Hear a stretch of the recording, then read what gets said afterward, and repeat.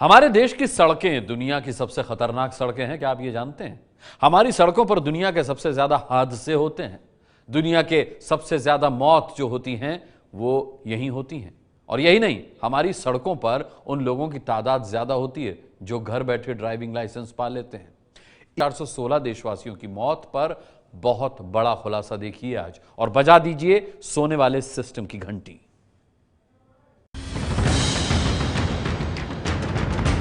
ये गड्ढा मामूली नहीं है, क्योंकि हर साल 3,416 लोगों की मौत का कारण गड्ढा होता है। मुंबई हो या दिल्ली, हर प्रदेश में गड्ढों को भरने के नाम पर करोड़ों रुपए खर्च करना आम प्रचलन है। मुंबई में बीएमसी ने 2017-18 में गड्ढों को भरने के लिए 1,095 करोड़ रुपए का बजट रखा है। दिल्ली में यह बजट 480 करोड़ है, जिसमें तीनों एमसीडी का 300 करोड़ और पीडब्ल्यूडी विभाग का 180 करोड़ रुपए शामिल है।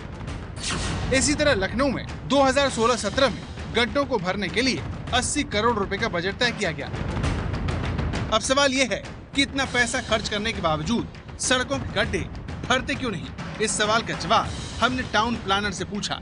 जानिए, हमारे देश में सड़कों पर इतने गड्ढे क्यों हैं?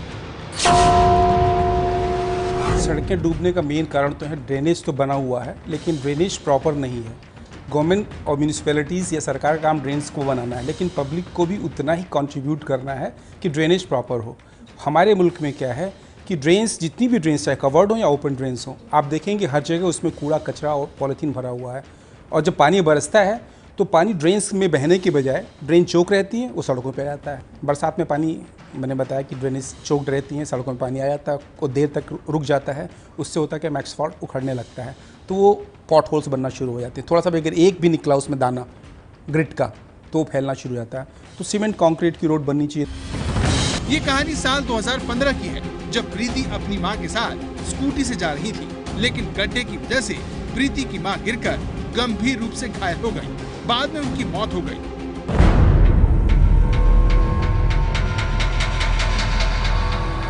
अपनी मां को खोने के बाद प्रीति ने जिम्मेदार लोगों को घेरने की कोशिश की, लेकिन पुलिस ने उल्टे उनके खिलाफ ही केस दर्ज कर लिया।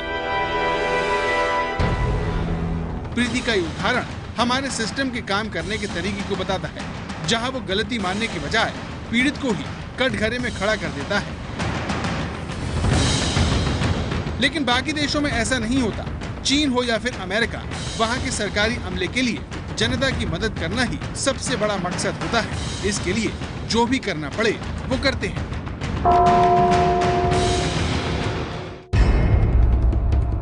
चीन की ये तस्वीरें देखिए। एक ट्रक वाला अचानक नदी में फंस जाता है। उसे बचाने के लिए तुरंत बचाव कर्मी पहुंचते हैं और उसे बचाकर ही दम लेते हैं।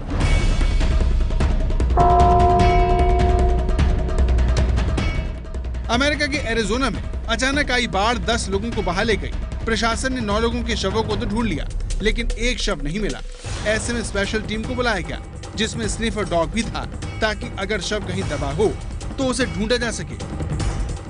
तो चीन और अमेरिका का उदाहरण देने का हमारा मकसद बस इतना था कि आपको भारत और विकसित देशों के काम करने के तरीके में फर्क समझाया जा सके। आप समझ सके कि गड्ढे की वजह से मां को खोने वाली एक बेटी पर केस सिर्फ भारत में ही दर्ज हो सकता है। अमेरिका और चीन के सरकारी सिस्टम से ऐसी गलती की गुंजाइश बेहद कम होती है। दूसरे देशों में प्रशासन के कामकाज के तरीके से भारतीय सिस्टम की तुलना देखने के बाद आप निराश हो सकते हैं। आप सोच रहे होंगे कि ऐसे में क्या किया जाए। तो निराशा के इस माहौल से आपको 2 हिंदुस्तानी निकालेंगे जो ऐसा काम कर रहे हैं, जिसकी मिसाल मिलनी मुश्किल है।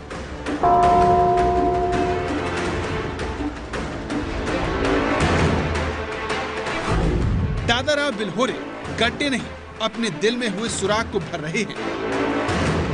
पानी से भरे गड्ढे ने इनके 17 साल के बेटे प्रकाश को इनसे छीन लिया। ये गड्ढा पाइपलाइन बिछाने के लिए बीएमसी ने खोदा था। बेटे को खोने के बाद दादाराव बिल्होरे मुंबई के गड्ढे भरने में लगे हुए हैं, ताकि सिस्टम की लापरवाही किसी और के घर का चिराग न बुझा दे। और लोगों की जान बचाना चाहता हूँ। छोटे छोटे जो बाइक है, स्कूटर्स है, या साइकिल्स वाले हैं जो खड्डे नहीं देख पाते और बेचारे अपने सडनली चलने पे उनको खड्डा नहीं दिखाई देता है तो गाड़ी सटक जाती है, हाथ पैर टूट जाता है या मोच आ जाती है। तो मैंने ये सोचा कि क्यों ना अपन थोड़ा सा एक सहाय करना चाहूँगा अपना एक बच्चा खोने के बाद।